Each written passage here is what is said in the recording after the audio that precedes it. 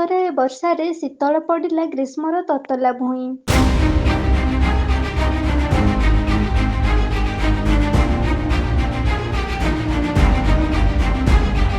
ଝର ଝର ହୋଇ ଝରି ପଡ଼ିଲା ଆକାଶରୁ ବର୍ଷା ବିନ୍ଦୁ। ଗରମ ବାଷ୍ପରେ ଅଣନିଶ୍ୱାସୀ ହେଉଥିବା ଜୀବଜଗତ ଶୀତଳ ପରିବେଶରେ ଆଶ୍ୱସ୍ତି ପାଇଲେ। ଡହ ଡହ ଖରାରେ ତତଲା ପବନରେ ଛନ୍ଦି ହୋଇଥିବା ମାଟି ଆକାଶରୁ ଜଳବିନ୍ଦୁ ପାଇ ଅଦା ସରବର ହୋଇଯାଇଛି। ପାଉଁଶ ରଙ୍ଗର ପରିବେଶ ଏବେ ସବୁଜ ରଙ୍ଗରେ ସଜେଇ ହୋଇ ଶୋଭା ପାଉଛି ଧରଣୀ।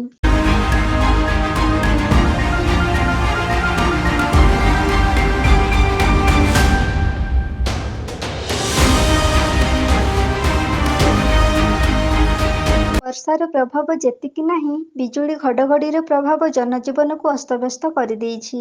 ଆକାଶ ଫଟା ବିଜୁଳି ଘଡ଼ଘଡ଼ିରେ ସାରା ଅଞ୍ଚଳ ପ୍ରକମ୍ପିତ ହେଉଥିବା ବେଳେ ଆତଙ୍କର ଛାୟା ଖେଳି ଯାଇଥିଲା ଗାଁରୁ ସହର ପର୍ଯ୍ୟନ୍ତ। ତା ସହିତ ଘ ଘ ଶବ୍ଦରେ ମାଡ଼ି ଆସୁଥିବା ପବନ ଅଧିକରୁ ଅଧିକ ଭୟଭୀତ କରିଦେଉଥିଲା ନିରୀହ ପ୍ରାଣୀ ଜଗତକୁ।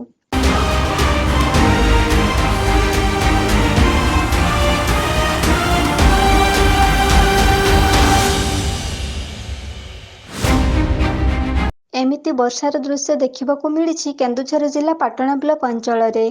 ମୂଷଳଧାରାରେ ବର୍ଷା ହେଲା ପରି ଆକାଶରୁ ଝରଝର ହୋଇ ବର୍ଷା ଝରି ପଡ଼ୁଥିଲା।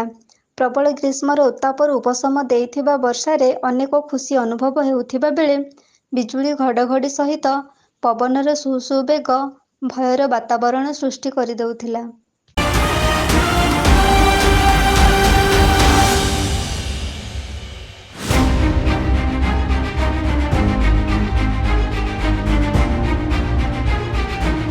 ଚାଷୀ ଭାଇଙ୍କ ମନରେ ଆନନ୍ଦ ଖେଳି ଯାଇଛି।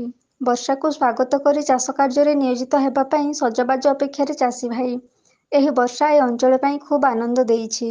ତଥାପି ବର୍ଷାର ପ୍ରଭାବ ଯାଇ ନଥିବା ବେଳେ ଆଗକୁ ଅଧିକରୁ ଅଧିକ ବର୍ଷା ହେବାର ସମ୍ଭାବନା ରହିଛି।